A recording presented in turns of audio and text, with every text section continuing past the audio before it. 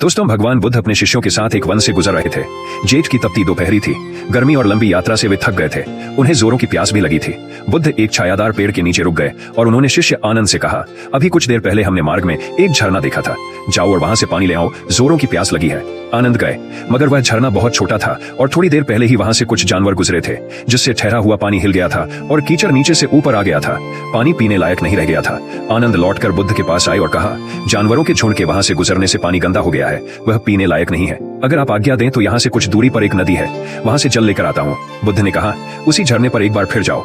बुद्ध का आदेश पाकर आनंद को फिर वहीं जाना पड़ा। हालांकि उसका मन नहीं था, वह जानते थे कि पानी गंदा ही होगा, पर बुद्ध की आज्ञा का भी पालन करना था। पहले की ही तरह गंदा पानी देखकर वह वापस लौट आए और बुद्ध से बोले, मैंने पहले ही कहा था कि वह पानी पीने योग्य नहीं है। बुद्ध मुस्कुराए और उन्होंने कहा, एक बार फिर वहीं जाकर देखो तो आनंद, शायद साफ पानी मिल जाए। आनंद तीसरी बार झरने पर पहुंचे। उनके आश्चर्य का ठिकाना न रहा। पानी पूरी तरह साफ हो गया था। वह पानी लेकर खुशी खुशी वापस लौटे और बुद्ध के चरणों में गिर पड़े। उन्होंने कहा, आपने आज फिर मुझे एक बहुत बड़ी सीख दी। कुछ भी स्थायी नहीं है, सिर्फ धैर्य चाहिए। दोस्तों, अगर आपको यह वीडियो पसंद आया तो हमारे चैनल को सब्सक्राइब करना न भूलें। दोस्तों, एक बार एक राजा गौतम बुद्ध के पास आया। आश्रम में बहुत भीड़ थी। तभी राजा ने बुद्ध से आग्रह किया कि वह उनसे एकांत में कुछ कहना चाहता है। अब बुद्ध बोले, सर्वत्र एकांत है और तुम्हें जो बोलना है वह यहीं बोलो। तब राजा बोला कि मैं संन्यास लेना चाहता हूँ। यह सुनकर बुद्ध थोड़ा गंभीर हो गए। वे बोले कि तुम्हें सन्यासी होने के लिए और दीक्षा देने से पहले मेरी एक शर्त का पालन करना होगा। राजा ने कहा कि जब दीक्षा लेनी है और संन्यास्त होना ही है तो सब शर्तें मंजूर हैं। बुद्ध ने राजा को आदेश दिया कि अपने कपड़े और जूते उतारकर अपने राजधानी के राजमार्ग पर स्वयं को जूते मारते हुए चक्कर लगा कर आओ। अब राजा ने वही किया और उसके चले जाने पर शिष्यों ने बुद्ध से कहा कि जब हम दीक्षा लेने आए थे तब आपने ऐसी कठोर शर्त नहीं लगाई थी और आप स्वयं करुणा अवतार हैं। फिर राजा के साथ ऐसा कठोर व्यवहार क्यों? बुद्ध ने कहा, जब तुम लोग संन्यास लेने आए थे तो तुम्हारे अहंकार बहुत बड़ा नहीं था, इसलिए तुमसे द्वार द्वार भिक्षा मांगकर ही काम बन गया था। पर ये तो राजा है और इसका अहंकार भी बड़ा है। महारों की दवाई भी अधिक शक्तिशाली होनी चाहिए और राजा जब इस दशा में अपने ही प्रजा के सामने से गुजरेगा तो उसका अहंकार खत्म हो चुका होगा। राजा ने शाम तक शर्त पूरी कर ली और बुद्ध के पास आकर कहने लगा, तथागत, मुझे दीक्षा देकर अब तो संन्यास करें। तभी बुद्ध ने राजा के सिर पर मुकुट रखा और कहा कि अब तुम्हें संन्यास लेने की जरूरत नहीं है। अब तुम जाओ और स्वामी भाव छोड़कर सेवक भाव से राज्य करो। दोस्तों, अगर आपको यह वीडियो पसंद आया तो हमारे चैनल को सब्सक्राइब करना न भूलें। दोस्तों, एक दिन बुद्ध के शिष्य आनंद ने पूछा, आप प्रवचन देते समय ऊंचे स्थान पर बैठते हैं और सुनने वाले नीचे बैठते हैं, ऐसा क्यों? बुद्ध ने आनंद से कहा, एक बात बताओ, क्या तुमने कभी किसी झरने से पानी पिया है?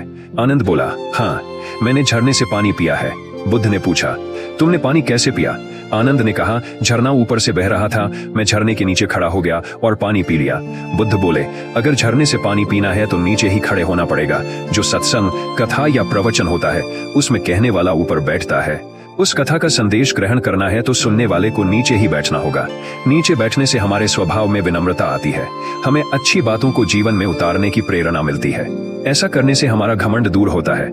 बुद्ध की सीख, अगर कोई अच्छी बात सीखना चाहते हैं तो सबसे पहले अहंकार छोड़ देना चाहिए। इसके बाद विनम्रता के साथ ही अच्छी बातों को जीवन में उतारा जा सकता है। दोस्तों, अगर आपको यह वीडियो पसंद आया तो हमारे चैनल को सब्सक्राइब करना न भूलें। दोस्तों, एक दिन गौतम बुद्ध अपने शिष्यों के साथ एकदम शांत बैठे हुए थे। उन्हें इस प्रकार बैठे हुए देख शिष्य चिंतित हुए कि कहीं वह अस्वस्थ तो नहीं है। एक शिष्य ने उनसे पूछा कि आज वह मौन क्यों बैठे हैं, क्या शिष्यों से कोई गलती हो गई है? इसी बीच एक अन्य शिष्य ने पूछा कि क्या वह अस्वस्थ है, पर बुद्ध मौन रहे। तभी कुछ दूर खड़ा व्यक्ति जोर से चिल्लाया, आज मुझे सभा में बैठने की अनुमति क्यों नहीं दी गई है? बुद्ध आंखें बंद करके ध्यान मग्न हो गए। वह व्यक्ति फिर से चिल्लाया, मुझे प्रवेश की अनुमति क्यों नहीं मिली? इसी बीच एक उदार शिष्य ने उसका पक्ष लेते हुए कहा कि उसे सभा में आने की अनुमति प्रदान की जाए। बुद्ध ने आंखें खोली और बोले, नहीं, वह अछूत है, उसे आज्ञा नहीं दी जा सकती। यह सुनकर शिष्यों को बड़ा आश्चर्य हुआ। बुद्ध उनके मन का भाव समझ गए और बोले, हाँ, वह अछूत है। इस पर कई शिष्य बोले, हमारे आश्रम में जात पात का कोई भेद ही नहीं, फिर वह अछूत कैसे हो गया? तब बुद्ध ने समझाया, आज वह क्रोधित होकर आया है। क्रोध से जीवन की एकाग्रता भंग होती है। क्रोधी व्यक्ति प्राय मानसिक हिंसा कर बैठता है, इसलिए जब तक वह क्रोध में रहता है तब तक अछूत होता है। इसलिए उसे कुछ समय एकांत में खड़े रहना चाहिए। क्रोधित शिष्य भी बुद्ध की बातें सुन रहा था। पश्चाताप की अग्नि में तप कर वह समझ चुका था कि अहिंसा ही मनुष्य का महान कर्तव्य व परम धर्म है। वह बुद्ध के चरणों में गिर पड़ा और कभी क्रोध न करने का प्रण लिया। दोस्तों, अगर आपको यह वीडियो पसंद आया तो हमारे चैनल को सब्सक्राइब करना न भूलें। दोस्तों, एक बार महात्मा बुद्ध के पास सेठ रत्नचंद दर्शन को आए तो साथ में ढेरों सामग्री उपहार स्वरूप लाए। वहां उपस्थित जनसमूह एक बार तो वाह वाह कर उठा। सेठ रत्नचंद का सिर तो गर्व से तना जा रहा था। बुद्ध के साथ वार्तालाप प्रारंभ हुआ तो सेठ ने बताया कि इस नगर के अधिसंख्य चिकित्सालयों, विद्यालयों और अनाथालयों का निर्माण मैंने ही कराया है।